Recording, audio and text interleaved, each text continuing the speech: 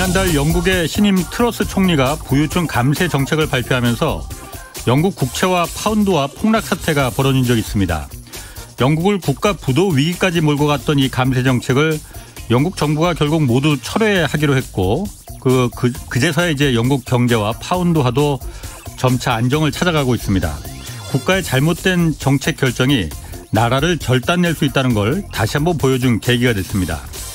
트러스 총리는 이 대규모 감세안을 내놓은 건 실수였고 미안하다고 사과했습니다. 그러나 이번 일로 총리직을 사퇴할 생각은 없다고 밝혔는데 기자회견장에서 트러스 총리는 자신이 사임하지 않는 이유는 국민과 약속한 이 경제 성장 공약을 지키기 위해서다라고 답변했습니다. 이에 대해서 한 기자는 이렇게 물었다고 합니다. 그 당신의 능력을 넘어서는 거 아닙니까? 라고 말이죠.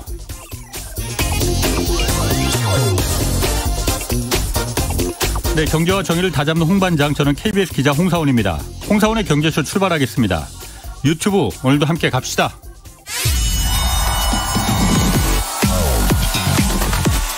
대한민국 경제 오디션 메가 경제스타 K. 여러분, 경제가 어려워서 힘드시죠? 그래서 준비했습니다. 대한민국 경제 오디션 메가 경제스타 K. 힘든 경제 상황을 이겨낸 감동 스토리, 우리 가정의 특별한 경제 공부법, 슬기로운 투자 아이디어, 경제와 관련된 이야기라면 모두 환영합니다. 총 상금 6천만 원을 준비했습니다. 여러분의 많은 참여 기다립니다. 이 프로그램은 당신의 투자의 길을 춤추게 하는 새로운 투자 플랫폼 탱고픽에서 함께합니다. 네, 내가 경제스타 K 12월 9일까지 사연 받고 있습니다. 사연은 홍사원의 경제쇼 홈페이지에 있는 내가 경제스타 K 여기에 올려주시면 됩니다. 자, 오늘 경제쇼 시작하겠습니다. 러시아 우크라이나 전쟁이 지금 핵전쟁으로 이거 확산되지 않을까 우려 커지고 있습니다. 그리고 또 한반도에서는 북한의 핵 위협에 맞서서 우리도 이거 핵 무장해야 한다 이런 주장도 나오고 있고 이게 모두 다 이 경제에도 매우 중대한 영향을 줄 수 있습니다. 그래서 오늘 이 문제 좀 짚어보겠습니다. 최준영 법무법인 율촌 전문위원 나오셨습니다. 안녕하세요. 네, 안녕하세요. 러시아가 핵무기 사용할 가능성 있는 겁니까 없는 겁니까? 예전에는 정말 가능성이 없었다라고 네. 하는데 지금은 꽤 높아졌고 네. 실제로 미국에서도 여러 차례 이제 대통령까지 나서서 네. 이제 경고를 하고 나섰죠. 그러니까 분명히 러시아 내부에서 쓸까 하는 논의가 있었던 것 같아요. 근데 지금 당장 이제 쓴다 안 쓴다라고 말하기에는 아직 상황이 이제 그 정도 급박한 것 같지는 않은데 이제 과거에는 생각도 안 했던 이슈가 이제 터져 나왔고 그것들을 러시아 입장에서 봤을 때는 진짜로 써볼까라고 생각을 했던 것 같습니다. 그 러시아가 좀 전세가 좀 불리해지니까 그런 얘기가 나오는 거예요, 그러면? 그렇습니다. 러시아 입장에서 봤을 때는 현재 이제 방어선에 큰 구멍이 이제 뚫려가지고 이것들을 이제 부분 동원령을 내려서 메꾸고 있는 것이죠. 그런데 이제 신병 훈련시키는 게 그렇게 간단한 문제도 아니고 그 보급할 물자도 사실 부족하고 그래서 러시아에서 나오는 이야기들 들어보면 신병들이 다 가지고 간다고 그래요. 가족들이 사줘서 심지어 방탄판 이런 것까지. 그런데 3일 훈련 받고 투입되고 막 이러다 보니까 결국 이 우크라이나군이 제대로 공세를 가하면 또 뚫리는 거 아니냐. 그러면 다시 물러서면 이제 러시아 영토거든요. 그러니까 이제 그런 상황이 되면 러시아 입장에서 봤을 때는 뭔가 이제 극단적 조치를 취해서라도 이제 상대를 이제 무력화시키는 조치를 하지 않겠느냐라고 생각을 하는 거죠.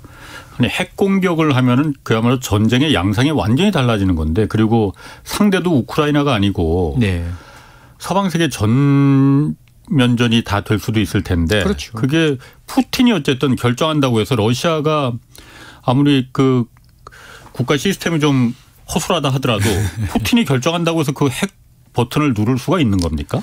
그러니까 명령을 내리면 일단 명령에 따라야 되는 것이니까 원칙적으로 보면 최고 통수권자가 버튼을 이제 누르라고 명령을 하면 해당하는 군이 이제 버튼을 누르겠죠. 근데 이제 그때 과연 이제 그 프로세스가 제대로 잘 진행이 될 것인지 그다음에 그 결정에 내리기 전까지 이제 최고 의사결정 단계에서 어떤 또 복잡한 일이 있을지는 잘 알 수 없습니다만 일단은 어떻든 간에 세계 최대 이제 핵 무기 보유국이 러시아고 러시아가 이제 일치해서 다들 이제 사용할 수도 있다라는 일단은 그 아주 노골적인 위협을 해놓은 상태이기 때문에 서방 국가들 입장에서 봤을 때는 정말 이제 시나리오에 올려놓고 이제 진지하게 검토를 할 수밖에 없는 상황이죠.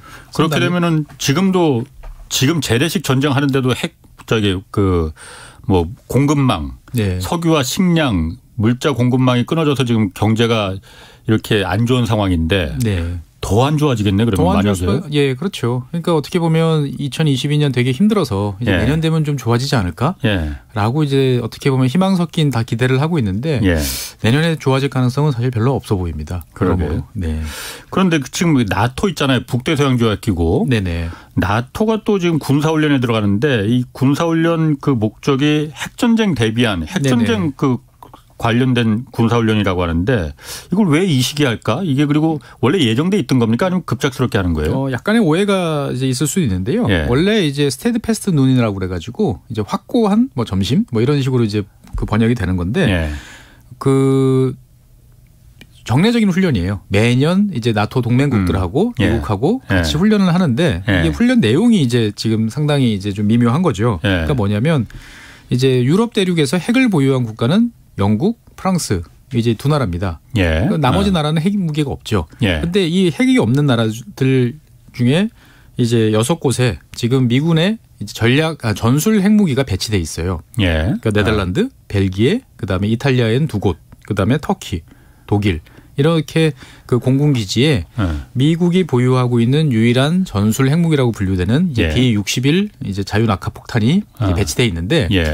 이 폭탄을 꺼내서 이제 이 나라들이 자국에 그러니까 뭐 네덜란드, 벨기에, 이탈리아, 튀르키예, 독일 이런 나라들이 자기네 전투기에 탑재를 하고 그거를 실제로 투하할 수 있는지를 확인하는 이제 그러한 역량을 테스트하는 그러한 이제 훈련이라고 보시면 되겠어요. 매년 해오던 훈련입니다. 아니 그러니까 영국하고 프랑스는 핵무기를 갖고 있는 나라예요. 근데 나머지 이제 나토 기지 아까 말씀하신 네덜란드나 뭐 이태리 또 벨기에, 튀르키예 이런 나라들은 그 미군 기지가 있는 거잖아요.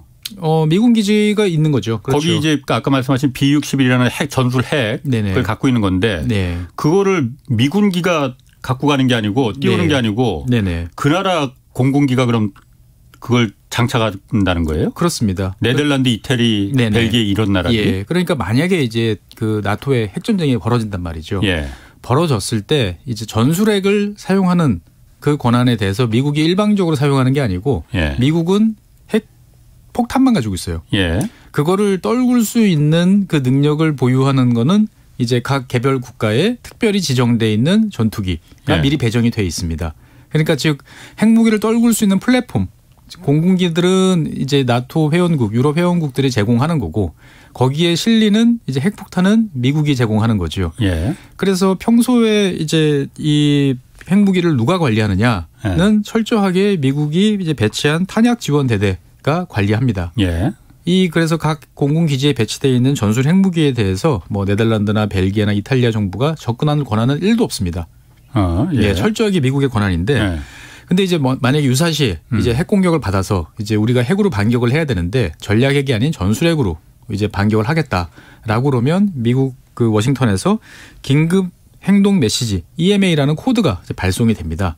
그러면 그 코드를 그 나라에 그러면 이 각 그 전술핵이 배치된 기지에 있는 탄약 지원 대대에서 이 코드의 사실 여부를 확인을 하고 이게 확인이 된다라고 그러면 그 코드를 이제 핵무기에 핵폭탄에다가 입력을 합니다. 그래야 이 핵무기가 활성화돼요. 터질 수가 있는 거예요. 그 나라가 네덜란드나 벨기에가 그러니까 직접 그러니까 이걸 터뜨릴 수 있는 건 아니군요. 아닙니다. 그러니까 극단적인 상황은 어떤 거냐면 네덜란드 정부가 이를테면 그 핵무기를 싣고 자기네 나라 F-16에 싣고 전선으로 가라라고 명령을 해도 터지지 않는 거죠. 미국이 코드가 있어야 되는 미국이 코드를 줘야 되는 거죠. 보면. 근데 이제 원래는 유럽 국가들이 전투기를 제공을 하고 그다음에 이제 미국이 핵폭탄을 제공하는 어떻게 보면 완전히 나눠져 있는 구조였는데 최근에 약간 바뀐 게 이제 독일 같은 경우는 원래 이거를 떨어뜨릴 수 있는 비행기는 아무 비행기나 되는 게 아니고 미리 사전에 지정하고 거기에 맞춘 설비를 갖춰야 되는데 독일 같은 경우는 이제 토네이도 전폭기라는 전폭기를 사용했는데 이게 최근 들어서 다 퇴역을 했어요. 대체기가 아직 없는 상태예요. 그러다 보니까 이제 독일에 있는 전술 핵무기는 일단 임시로 현재는 이제 미국 공군이 이제 떨어뜨리는 걸로 이제 유사시에는 이런 식으로 이제 훈련을 하고는 있습니다만 결국 이제 독일이 뭐 F-35나 이런 것들을 확보를 해서 이제 자기들 책임을 다시 다 해야 되는 그런 상황이 있는 거죠. 유럽 국가 그 나토 회원국 나라 안에 네. 미군 기지들이 있잖아요. 공군 기지들이. 네네. 미군기도 있고. 네. 그럼 미군기가 직접 자기네 그 폭탄 전술핵 폭탄 갖고 가서 떨어뜨리지 왜 그 나라 네덜란드나 벨기에 공군기로다가 그걸 이용하게 할까? 그러니까 이게 처음 이제 여러 가지 역사적인 백그라운드가 있는데요. 예. 처음에 이제 1950년대 이럴 때 이제 전쟁이 막 다시 3차 세계대전 이런 이제 핵전쟁에 대한 공포가 있을 때 보면 냉전 시대. 네네. 네. 유럽 국가들이 제일 걱정했던 건 뭐냐면 네. 우리는 핵전쟁을 시작할 생각이 전혀 없는데 미국이 일방적으로 유럽 대륙에서 핵을 떨어뜨리고 뭔가 핵을 사용하는 이런 식의 전쟁을 먼저 선제 공격을 해버리면 우리는 그냥 아무 죄도 없는데 끌려간다. 우리는 핵전쟁할 생각도 없었는데. 그렇죠. 예. 그래서 미국한테 요구를 한 거죠. 너희들이 일방적으로 핵을 사용하지 못하도록 어떤 수단이 있는지에 대해서 우리랑 협의를 해보자. 예. 그래서 미국이 어차피 동맹국들이니까 예. 나토라는 이제 한 울타리에 있으니까 예. 그러면 너희들이 그 불안감을 어떻게 하면 달래줄 수 있겠느냐. 예. 서로 여러 가지 복잡한 논의를 거쳐서 타협을 본 게 자 그러면 유사시에 반격은 해야 되는데 예. 그러면 그 전술 핵무기를 떨어뜨리는 그 비행기들은 너희들이 제공해라. 네덜란드나 벨기에나 이쪽이. 그렇죠. 그러면 너희들이 만약에 미국이 이제 이거를 터뜨려라 해도 예. 너희들이 반대하면 안 띄우면 될 거 아니냐. 예. 그러면 미국이 일방적으로 유럽 지역에서 이제 전술핵 무기를 사용하지는 못할 거 아니냐. 예. 그러면 이제 이 네덜란드나 벨기에나 뭐 이탈리아 정부도 그래 그 정도면 우리가 이 최소한 우리 주변 지역에서의 핵무기 사용에 대해서는 일정 부분 통제권을 확보하고 있다라고 네. 생각을 해서 이렇게 이제 타협을 이제 보게 된 거죠. 근데 재밌는 점은 이 과정에서 그러면 미국이랑 이탈리아 정부, 미국이랑 뭐 벨기에 정부, 미국이랑 네덜란드 정부가 개별적으로 이걸 가지고 협의하지는 않아요.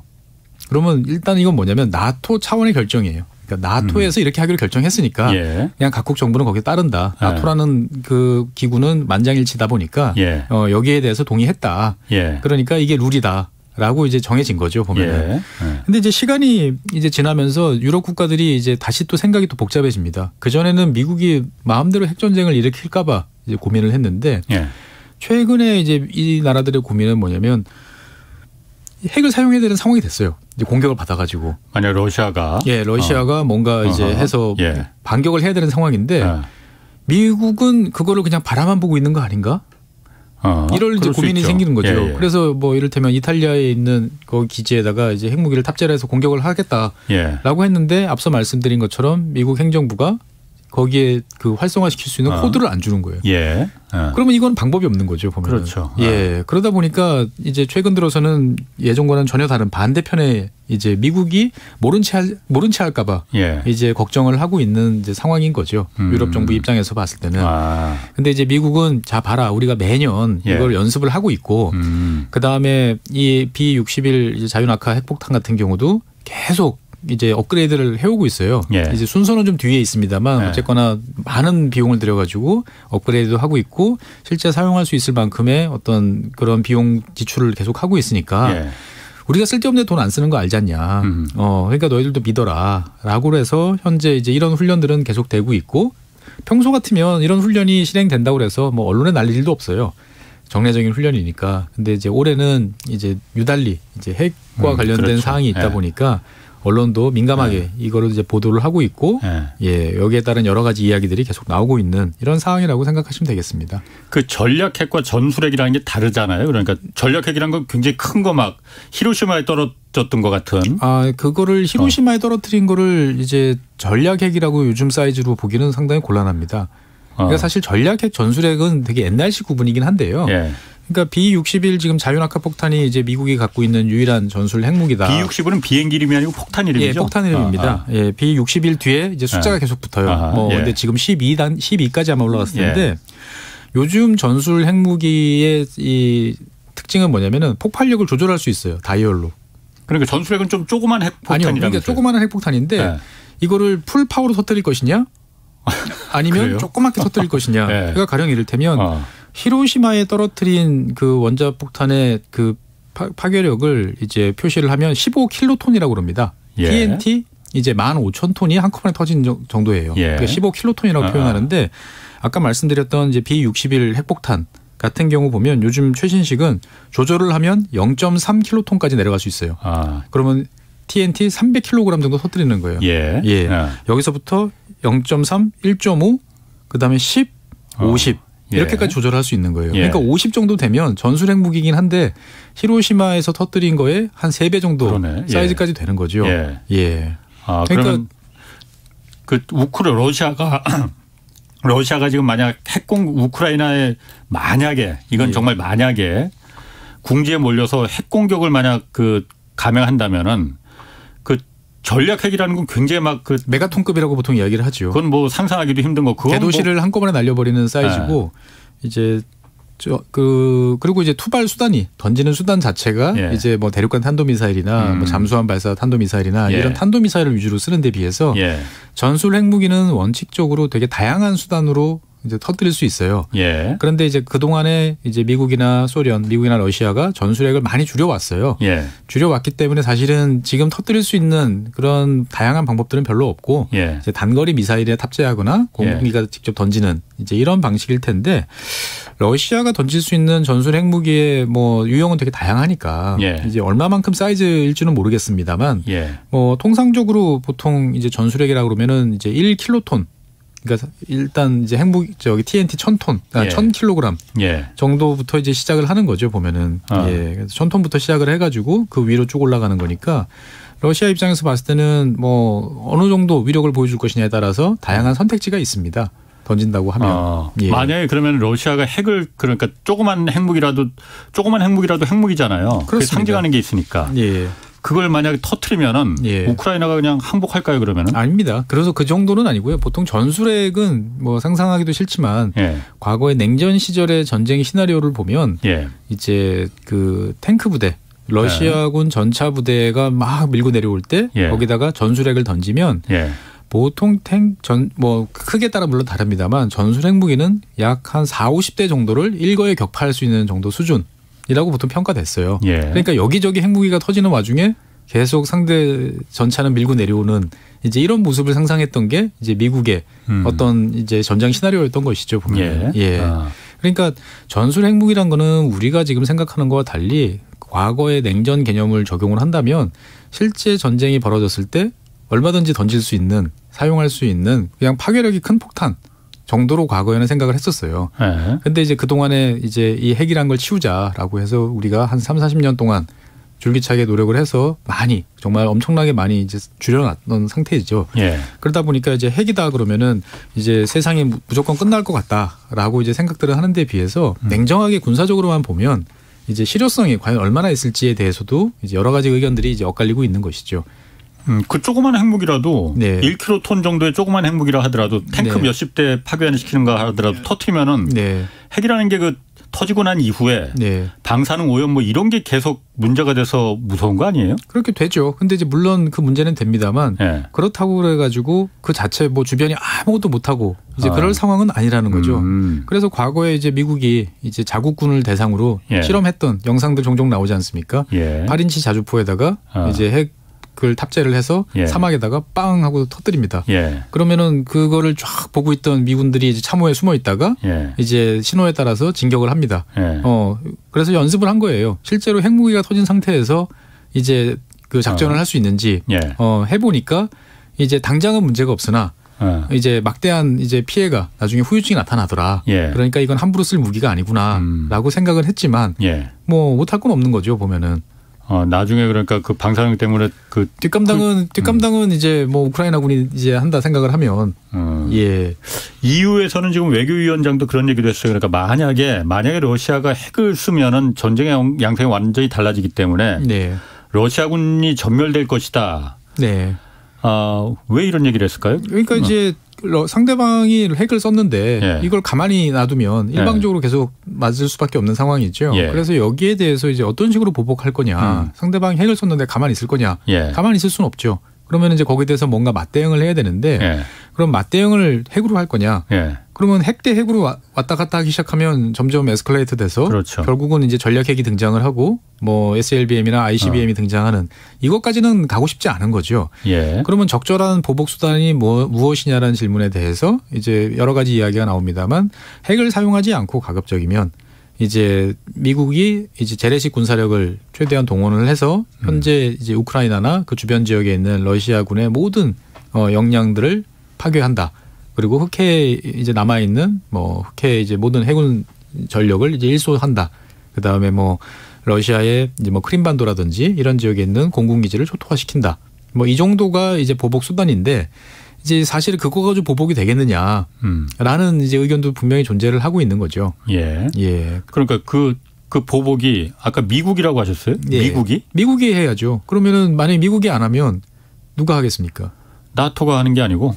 물론 나토에 미국도 들어가 있지만. 네네. 그러니까 결국은 이제 나토 군사력의 핵심은 결국 미국이고 예. 미국이 이제 그 정도 결정을 내리지 않고 만약에 미국이 제외하고 유럽에 있는 국가들이 이제 그런 식으로 보복에 나설 수 있을까 생각하면 못 나서요. 그렇게 되면은 전쟁이 네. 러시아하고 우크라이나 전선이 거기에 그치는 게 아니고 유럽 대륙 전체로 확전이 되는 거잖아요. 확전이 될 수도 있는 거죠. 에스컬레이터 될 수도 있는 거고. 아니 될 수도 있는 게 아니고 제가 푸틴이라면 당연히 네. 이거 봐라 하고서는 그럴 것 같은데. 그렇죠. 그러니까 핵이라는 거는 핵을 가지고 하는 이 논리는 예. 어떻게 보면 되게 단순하면서도 복잡한 심리 게임입니다. 예. 상대방이 핵을 쓸 것 같아. 근데 내가 생각했을 때 상대방이 핵을 10개 갖고 있는 걸 알아. 근데 예. 10개가 어딘지도 알아. 예. 그러면 내 입장에서 어떻게 해야 될까요?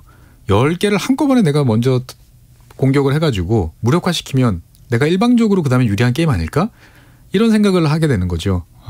예, 그래서 먼저 선제 핵 공격에 대한 유혹을 받습니다. 예. 그런데 이제 거기에 대해서 분명히 핵무기가 있는 건 아는데 예. 이게 어디에 있는지를 몰라. 알 수가 없어. 예. 특히 잠수함에 실어놓은 건 알 수가 없어. 예. 그러면 선뜻 핵 공격을 먼저 못 하는 거죠. 왜냐하면 내가 9개를 날려버려도 그중에 하나가 남아있으면 우리도 같이 죽는 거니까 예. 어렵겠다. 이게 사실은 그동안의 핵전쟁을 막아온 이제 그런 이유였던 것이고요. 예. 사실 유럽 지역에서는 그래서 말씀하신 것과 같이 전쟁이 시작됐어요. 그러면 전쟁이 시작되면 가급적이면 핵을 쓰지 않고 뭔가 상대방을 막아내고 끝내고 싶은데 예. 상대방이 핵을 쓰면 어떡하지? 라는 고민을 지난 1970년대 서독 정부는 어마어마하게 많이 했습니다. 서독 정치권은. 예. 왜냐하면 전쟁이 터지면 당연히 동독과 서독 그 주변 지역에서 전쟁이 1차로 그렇죠. 번질 수밖에 없고 그러면 재래식 전력으로 지금과 같이 뭐 그 공격형 뭐 헬기라든지 예. 아니면 뭐 스마트 폭탄이라든지 이런 게 존재하지 않던 시절에는 결국은 조금 버티다가 결국은 핵을 던지지 않으면 안 된다라는 게 이제 당연한 진실이었거든요. 예. 그러면 서독 입장에서 봤을 때는 이제 고민을 하는 거죠. 잠깐만 여기서 만약에 단거리 핵을 쐈는데 예. 저쪽에서 핵을 쏴. 그러면 이 독일 서독과 동독 이 지역에서만 핵폭탄이 여기저기 터지고 결국 그냥 자 여기서 그만하자. 라고 그러면 이 독일 국토와 독일 민족은 지구상에서 사라지고 예. 독일만 피해를 다 뒤집어쓰고 예. 그렇겠네. 아무 성과 없이 전쟁이 끝나는 거 아니냐. 예. 이게 사실은 독일 정치인들이 제일 두려워했던 시나리오입니다. 예. 그래서 독일 정치인들이 그 미국이나 다른 이제 미국이죠. 강하게 요구했던 건 뭐냐면 서독에다가 배치하는 핵무기는 단거리 뭐 전술핵 이런 거 필요 없다. 우리는 중거리 핵무기를 원한다. 독일에서 서독에서 배치해서 서독에서 모스크바까지 때릴 정도의 중거리 핵미사일을 배치를 해달라. 그래서 빨리 물귀신 작전으로 가서 예. 이제 그 전략 핵 전쟁으로 빨리 끌고 가는 게 독일의 좌파나 우파나 모두 공통된 이제 요구 사항이었어요. 우리만 못 죽는다.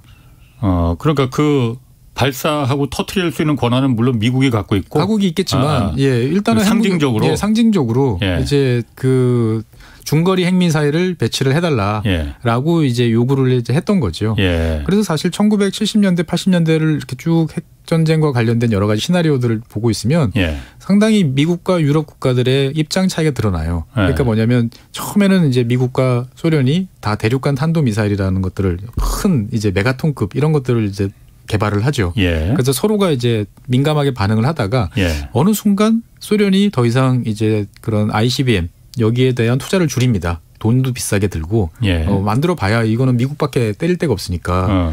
그러고 나서 곰곰 생각해 보니까 옛날 소련은 어마어마하게 큰 땅덩어리를 가진 나라지 않습니까? 그렇죠. 그러면 굳이 미국을 자극하지 않고 우리는 유럽만 어떻게 보면은 우리 압력으로 집어넣을 수 있는 대상을 한번 만들어 볼까라고 생각을 해서 이제 IRBM이라는 중거리 핵미사일을 만들어내기 시작을 합니다.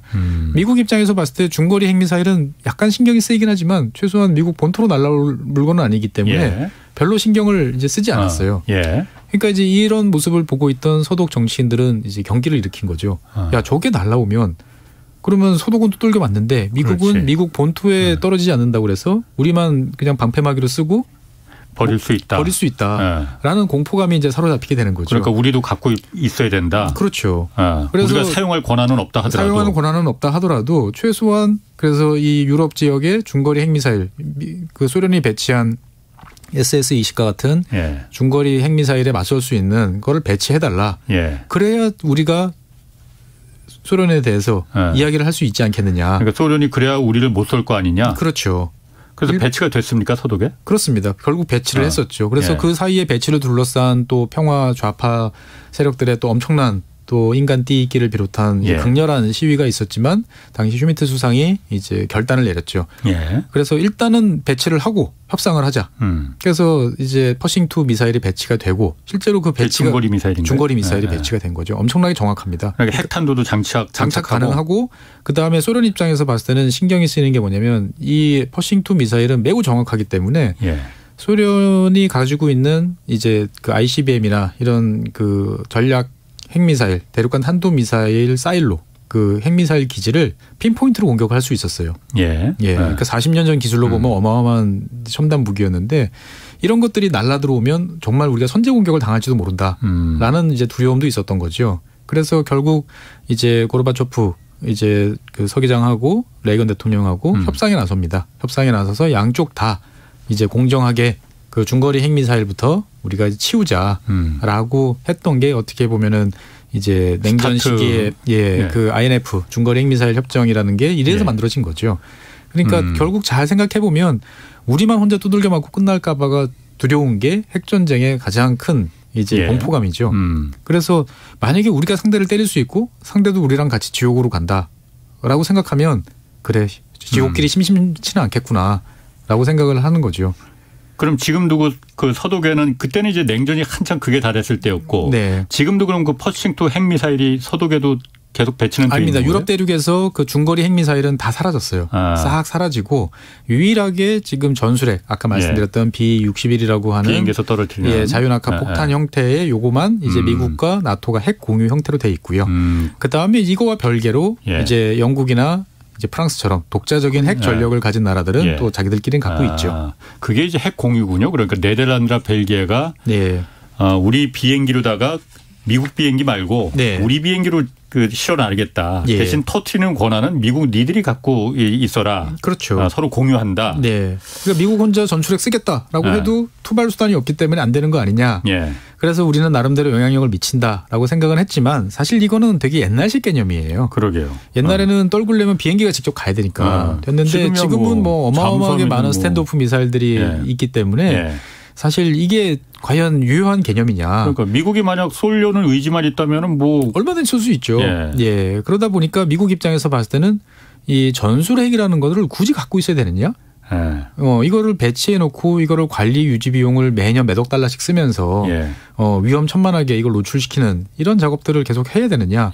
미국 내에서는 사실 전술핵 치우자는 이야기가 되게 많았어요. 이런 식의 핵 공유 이거 왜 하느냐. 이런 불만이 되게 많았고 사실 미국은 지금도 그런 데에 대한 불만은 꽤 있습니다만 최근에 이제 우크라이나를 둘러싼 이 핵과 관련되는 위협 수준이 높아지니까 그래도 뭔가 있는 게 낫지 않겠냐라는 쪽으로 지금 다시 이제 여론은 좀 바뀌고 있습니다.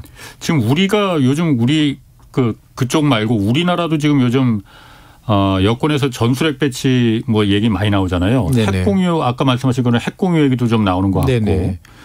이거는 그러니까 핵 공유는 제가 알겠고 전술핵 재배치라는 거는 지금은 우리는 한반도에는 남한에는 그러니까 그 한반도가 아니고 남한에는 핵무기가 없는 거잖아요. 없습니다. 과거에 이제 많이 배치돼 있다가 지난 80년대 그리고 90년대 초반 이제 비핵화 선언하면서 다 이제 철수를 이제 해놓은 상태죠. 하지만 이제 70년대 후반서부터 미국은 우리나라에 대해서 이제 핵 우산 이라는 이제 어떻게 보면은 핵과 관련되는 안보와 관련되는 이제 안전 보장을 계속 수차례 이제 약속을 해 왔었죠. 그래서 세계적으로 봤을 때 한국과 일본은 독자적인 핵을 구축하지 않는 대신 미국이 이제 핵무기로 이제 반격을 해서 상대를 이제 경멸할 수 있는 예. 그런 안전 보장이 제공되는 그러한 국가다라고 예. 이제 인식이 되고 있는 거죠. 그러니까 과거에는 이제 1990년대 초반 이전, 1980년대까지만 해도 다종다양한 전술핵들이 이제 우리나라의 여러 곳에 이제 배치가 돼 있었고요. 예. 실제로 당시 이제 나중에 기밀이 해제된 문서들을 읽어보면 당시 배치돼 있던 주한 미군 중에 한 5% 정도는 이 핵무기와 관련되는 병력들이었어요. 예. 그래서 이 병력 뭐 핵무기가 있으면 그거를 잘 보관도 하고, 예. 그다음에 실제로 이제 운반할 때 경호도 해야 되고, 예. 그다음에 이것들을 이제 한국군하고 같이 어떻게든 활용을 할 때 그거와 된 뭐 커뮤니케이션을 하는 이런 존재들도 있었고, 예. 그래서 사실 꽤 주한 미군 중에 상당수가 이제 예. 핵무기와 관련된 보직을 받고 있었던 거죠. 그런데 지금은 이제 완전히 다 이제 사라진 상태가 됐고요. 그래서 계속 이제 우산이라는 공약이 쭉 제기가 되다가 북한이 이제 1차 핵 실험을 이제 시작한 이후에 예. 이게 과연 그걸로 되겠느냐. 이제 핵우산이라는 말로만 되겠느냐라고 해서 이제 그거보다 더 한 단계 더 나가는 개념이 이제 확장적 뭐 억제 전략 예, 이런 이제 개념들이 나온 것이죠. 그럼 뭐예요? 그러니까 이제 미국에 대해서 이제 핵무기가 날라올 때 이제 반격을 가할 수 있는 그러한 수단들을 이제 충분히 한국 주변에 배치를 해서 이제 상대방을 억제를 해주겠다. 예. 그러니까 흔히 말하는 우리가 그 전략 자산이라고 하죠. 예, 예. 그럼 뭐 B2 스텔스 폭격기라든지 뭐 B52, B1 폭격기, 예. 그 다음에 뭐 SLBM을 날릴 수 있는 이제 전략 잠수함이라든지 예. 여러 가지 어떻게 보면 미국 입장에서 봤을 때는 정말 끝장을 낼 수 있는 예. 어떠한 그러한 무기에 대해서 이제 위기 상황이 되면은 우리가 이거를 제공을 해서 상대를 완전히 지구상에서 지워버릴 수도 있다. 예. 라는 약속을 이제 우리한테 이제 해주고 있는 거죠. 보면은. 예. 그러니까 그 미국 본토가 아니더라도 예. 미국 본토에 준하는 수준의 이러한 그 억제를 우리는 제공하겠다. 예. 그래서 미국 본토가 아닌 지역이니까 확장이죠. 그래서 확장적 억지력이라고 보통 이제 이야기를 합니다. 예. 그래서 우리가 어느 순간인가부터 뭐 괌에서 뭐가 자꾸 날라오고 뭐 주변에 이제 항공모함이라든지 뭐 이제 핵잠수함이 이제 등장하고 하는 것들이 이제 이러한 확장적 핵 억지력의 이제 일환인데 지금도 그거는 하고 있는 거죠. 근데 이제 우리 입장에서 봤을 때는 북한이 자꾸 핵 능력이 고도화되고 실제로 사용할 수 있도록 만드는 제도적인 여건이라든지 뭐 이런 것들을 만들어내고 하다 보니 이제 불안해지는 거죠. 그래서 이것들을 이제 요구를 하는 게 그러면 지금은 이게 미국 본토 또는 괌 이런 데 있다가 일이 있으면 오는데 이게 아무래도 시간차도 있고 하다 보니까 이거를 상시적으로 배치를 하면 안 되겠느냐 이런 이제 제안을 합니다. 그래서 상시 배치를 하면 이제 실제로는 한국 땅에 핵이 없는 것 없지만 마치 있는 것처럼 이제 훨씬 더 가까운 곳에 이제 핵무기들이 배치돼 있으니까 억제력이 더 높아지는 거 아니겠느냐라고 그래서 이런 전략 자산 상시 배치를 우리가 이제 종종 요구를 하곤 합니다만 상시 배치를 그러니까 한국 내에 아니면은 한국 근처에만 있어도 되는 거죠. 뭐 B52 폭격기 지금도 있잖아요, 그러니까 멀잖아요. 멀리서 괌에서부터 날라와야 되는 건데. 그럼 어디? 그거를 이제 근처에 상시적으로 배치를 페트롤을 돌자는 거죠. 일 없어도 계속 항공모함 같은데 아니면 잠수함에 잠수함이 주변 지역에 어딘가 돌고 있다. 서로가 어딘가 돌고 있다라고 생각을 하면 이제 훨씬 멀리서 오는 것보다는 이제 억지력이 높아지는 거죠. 그래서 그걸 하든지 아니면 최근 들어서 정치권에서 나오는 이야기가 더 이상 불안해서 안 되겠다. 이제 그 과거처럼 전술핵을 한국 내에 이제 재배치해달라. 뭐 이런 이야기들이 이제 제시가 되고 있는 거죠. 근데 여기에 대해서 미국은 상당히 이제 부정적인 입장을 표하고 있죠. 지금 뭐 유튜브에서 김삼영 님이 최준영 박사님 지식의 끝은 어디인가요? 저도 궁금합니다. 자, 그러면은 이 골드버그 주한 미국 대사는 사실 한국 정치권에서 나오는 전술핵 재배치 옛날처럼 한국 땅 내에 전술핵 그 갖다 놔라 요구하는 게 굉장히 무책임하고 위험한 얘기다라고 했어요. 네. 왜 무책임하고 위험한 얘기라고 했을까요? 일단은 어디다 갖다 놓을까요? 오산 미국 공군기지. 오산이나 아니면 군산이나 미 공군기지에 갖다 놓을 수밖에 없겠죠. 미군 물건이니까.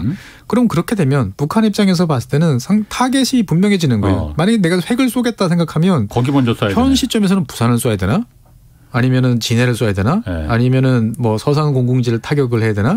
여러 가지 이제 고민을 해야 되는데 전술핵이 배치된 곳이 오산이나 아니면은 군산이나 둘 중에 한 군데가 명확해진다 그러면 고민할 게 없습니다. 예, 그렇죠. 예. 그러니까 오히려 미국 입장에서 봤을 때는 더 취약해지는 상황으로 스스로를 몰아넣을 수밖에 없는. 예. 물론 이제 그걸 요격할 수 있는 수단들이 있긴 하겠습니다만 우리가 굳이 나서서 더 리스크를 올릴 그럴 이제 일을 왜 하느냐. 그렇게 생각하는 거죠. 때릴 상황은 때릴 수단은 널리고 널렸다. 많다. 굳이 한국 땅에 전술핵을 배치했다고 해서 핵 억지력이 더 높아지는 것도 아니지 않느냐. 이거는 오히려 상대방한테 먹잇감을 제공해주는 그리고 상대한테 오히려 도발을 더 유도하는 그런 수단밖에 되지 않는다라는 것이 이제 미국 측의 이제 입장인 거죠. 그러니까 유럽 대륙만 해도 크지 않습니까?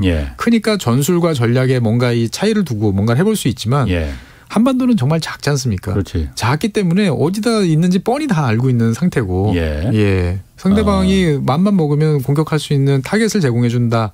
그 이상의 이하도 어떤 아닌 상황이다. 미국 입장에선. 그렇죠. 그다음에 보다 더 현실적으로 내려가서 만약에 미국이 정말 배치하겠다라고 생각을 하면 한국민들이 가만히 있을까?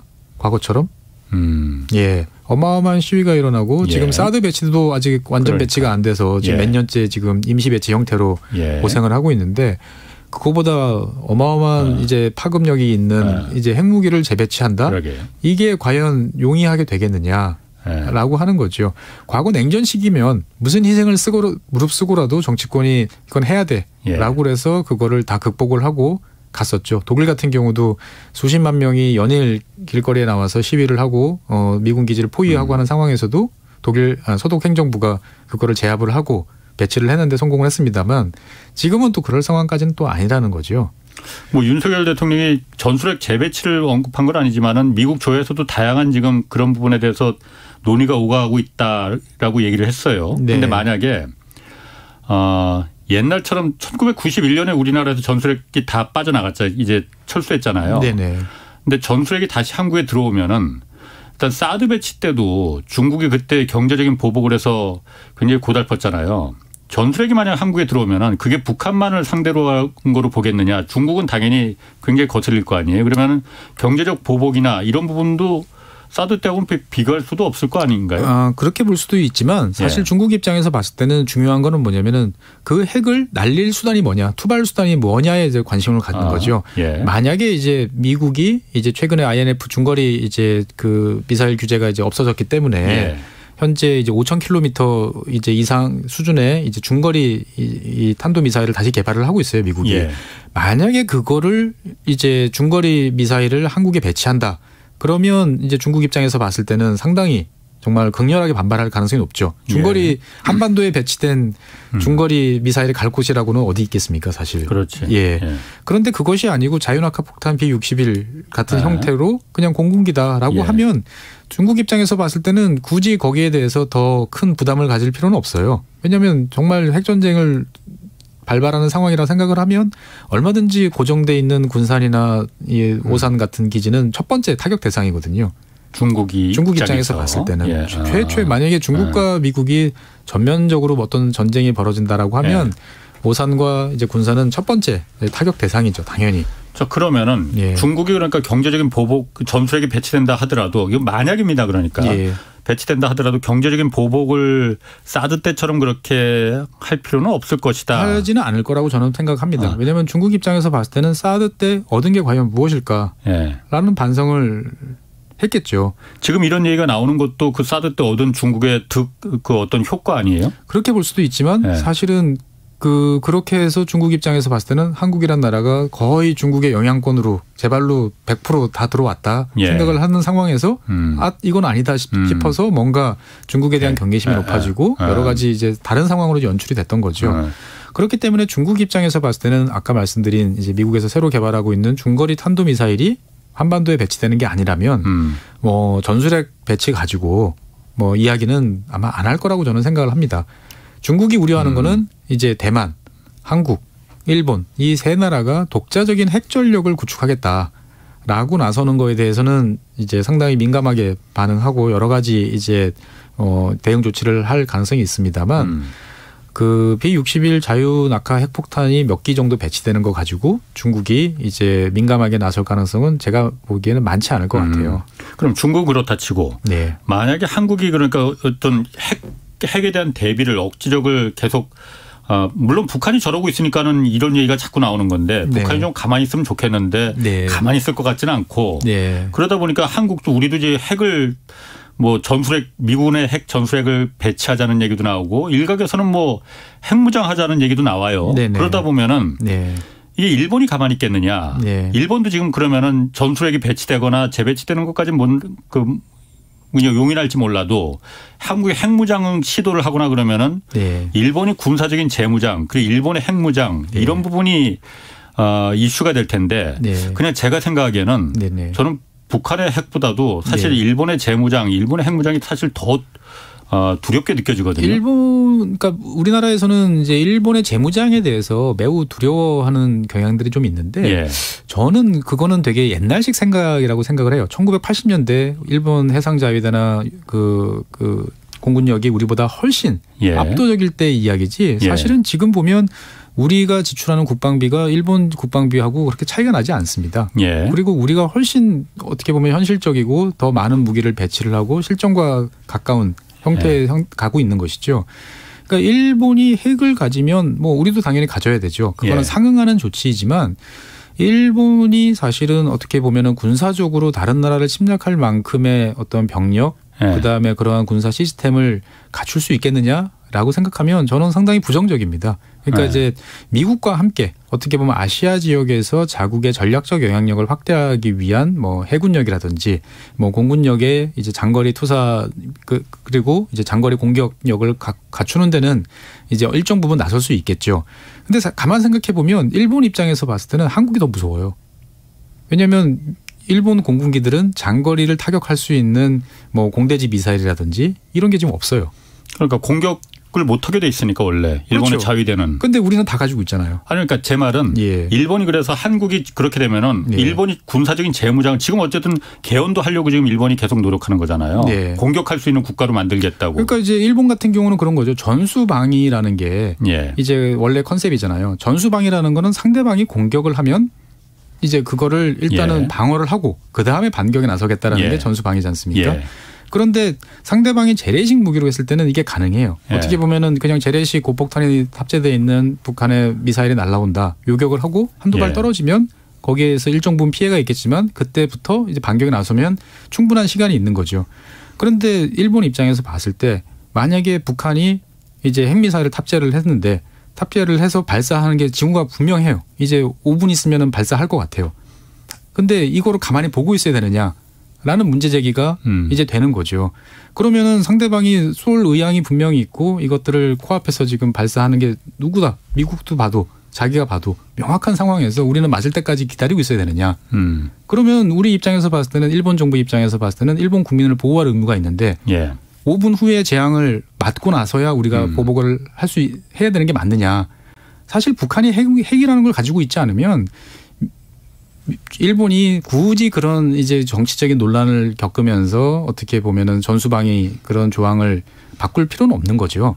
그러니까 어떻게 보면 이 모든 문제가 북한이 핵을 가졌기 때문에 핵무기라는 것들을 과시하고 있기 때문에 벌어지고 있는 일이에요. 우리 입장에서 봤을 때도 일각에서 선제 타격이 나온다는 게 우리가 일방적으로 뭐 먼저 이제 아무 북한이 문제가 아닌데 우리가 북한을 때리겠다라는 이야기가 아니지 않습니까?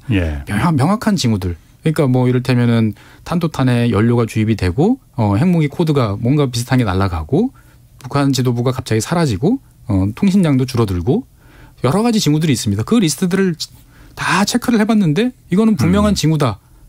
조만간 쏠 것 같다.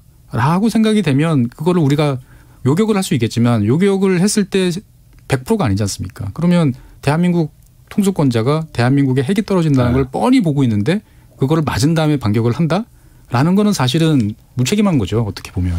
아까 그 일본과 한국은 사실 우리가 경험이 있기 때문에 그래서 일본을 못 믿는 거거든요. 그렇죠. 못 믿긴 하지만 북한이라는 공통되는 이제 물론 북한이 있습니다. 북한의 위협이 있지만은 옛날 우리가 일본의 그 경험은 사실 북한하고 상관도 없고 어쨌든 북한이라는 지금 매개체가 있기 때문에 그게 동인이 있기 때문에 그런 거지만은 아까 네네. 잠깐 말씀하셨지만은 제가 그 부분 한번 좀 말하고 싶어요. 우리나라 국방비 물론 많이 지출합니다. 네네. 일본 국방비가 아마 그 우리나라보다는 더 많을 것 같아요. 네. 그런데 우리나라 국방비는 굉장히 허수가 있습니다. 우리나라 국방비의 상당수는 네. 휴전선 155마일을 지키는 50만 대군의 인건비로 거의 상당 부분이 들어가거든요. 네네. 정말 우리가 정말 그 현대전에서 필요한 이지스함이나 잠수함이나 공군기나 이런 데 들어갈 돈의 상당수가 그런 데들 일본은 그런 데 들어가지만은 한국은 다 인건비로 들어가거든요. 50만 대군을 유지하는 휴전선에 1m 간격으로 배치하는 50만 대군을 먹고 재우고 근데 쓰는 비용으로 들어가는 거지 실질적인 군 현대화 전력 비용으로 들어가는 게 그렇게 많지 않거든요. 그래서 사실 그렇게 생각들을 하시는 경향도 있지만 사실 네. 제가 봤을 때 그 육군력이 그렇다고 해서 무의미한 건 아니고요. 그렇다고 예. 해서 우리가 지금 장거리 타격 능력을 보유하고 있지 않은 것도 아니고 어떻게 보면 저는 일본의 어떤 그런 움직임을 우리가 경계를 하면서 왜 예. 중국에 대해서는 그러면은 안 하느냐. 중국이 최근에 핵무기를 과거에 아주 극소수 한 150기 정도밖에 보유를 안 하고 있다가 중국이 예. 최근에 1000기로 늘리는 작업들을 진행을 하고 있어요. 예. 그러면 거기에 대해서 우리는 우려를 표시를 하고 하지 말라라고 이야기를 해야 되는데 예. 왜 중국에 대해서는 그거에 대해서 아무 말도 안 하면서 일본이 어떻게 보면은 움직이는 거에 대해서는 과도할 정도로 반응을 하는가라는 이제 생각을 할 수밖에 없는 거죠. 보면은. 네. 그러니까 저는 어떻게 보면은 지금 다시 우리가 1990년대 비핵화 그리고 예. 2000년대 초반에 육자회담 이런 시대는 이제 지나갔어요. 끝난 거예요. 예. 그러니까 어떻게 보면 슬프지만 과거처럼 다시 이제 진영 대 진영으로 대립을 하고 거기서 우리가 뭔가 지킬 건 지키고 얻어낼 건 얻어내야 되는 이제 상황이라고 그러면 예. 반갑지 않은 상대지만 결국은 예. 한편이라는 생각은 할 수밖에 없지 않나. 그런 생각에서 우리가 출발해야지 하나의 민족이 더 중요하니까 어떻게 보면은 이런 컨셉에 따라서 저 핵은 우리를 겨냥하지 않아. 우리한테 쓸 게 아니야. 라는 그런 낭만적인 생각은 이제 안 하고 사실은 북한이 얼마 전에 김정은 이제 발표한 그 전체적인 걸 보면 상당히 무섭습니다. 전쟁 상황에서 우리가 반격을 위해서 핵을 사용하는 게 아니고 예. 필요할 경우에는 언제든지 선제적으로 사용할 수 있도록 권한을 부여를 했어요. 예. 우리는 뭐 아예 북한은 최고 지도자 마음대로 하는 나라지라고 편하게 생각하지만 그 나라도 다 논리 체계와 근거가 있어야 되거든요.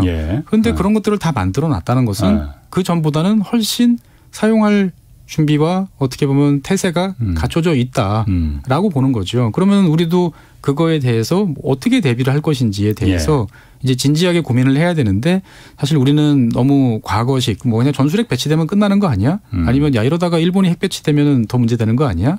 이 정도 수준에만 사실은 이제 머무르고 있다라는 거죠. 그러면 정말 우리는 어떻게 해야 될 것이냐? 그러면 과거의 사례들, 뭐 소도국의 어떤 정치인들이 좌파나 우파가 이거에 대해서 어떤 식으로 진지하게 고민했는지도 연구해보고, 그다음에 실제로 우리가 그러면은 어떠한 뭔가를 실제로 우리가 핵을 보유할 건지, 보유했을 때 우리가 치러야 될 비용이 무엇인지, 뭐 이런 것들도 한번 따져보고, 그다음에 그게 가능하겠느냐? 그러면 그게 가능하지 않다면, 그러면 미국의 확장적 핵 억지력은 확실하다라고 우리가 믿을 수 있느냐?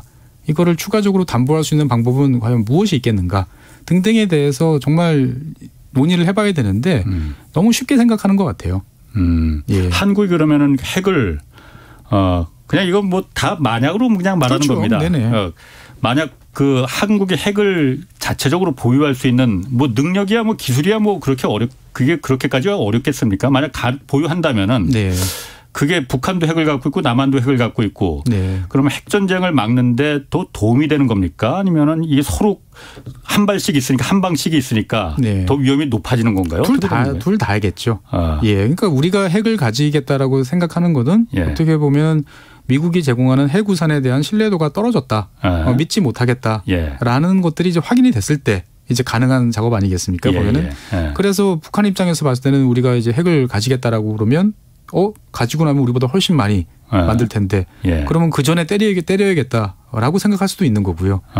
근데 설마 그렇다고 해서 그거를 핵전쟁을 하면 다 공멸인데 지금 상황에서 못하는 상태에서 우리가 핵을 가지게 되면 너도 나도 한 방식이니까 이제 공포의 균형이 유지돼서 더 불안정한 상태처럼 보이지만 사실은 안정된 상태로 이제 갈 수도 있는 거고. 근데 문제는 이제 북한과 한국이라는 두 플레이어만 존재하는 게 아니라는 게 이제 문제인 거죠. 만약에 그 상황이 되면. 그러면 우리가 핵무장을 만약에 핵무기를 갖게 되는데 네. 대만은 그럼 안 가질까요? 그렇지. 예. 그렇지. 일본은 안 가질까요? 당연히 가지려고 하겠죠. 예. 이렇게 되면 이제 계산이 1차 방정식이 아니고 5차 방정식으로 갈 수밖에 없는 또 복잡한 상황이 됩니다. 복잡합니다. 네. 자, 오늘 재밌었습니다. 자, 법무법인 율촌의 최준영 박사였습니다. 고맙습니다. 네. 감사합니다. 내일은 안유아 교수와 함께 시진핑 집권 3기 시대 중국 경제 전망해 보겠습니다. 지금까지 경제와 정의를 다잡는 홍반장 홍사원의 경제쇼였습니다.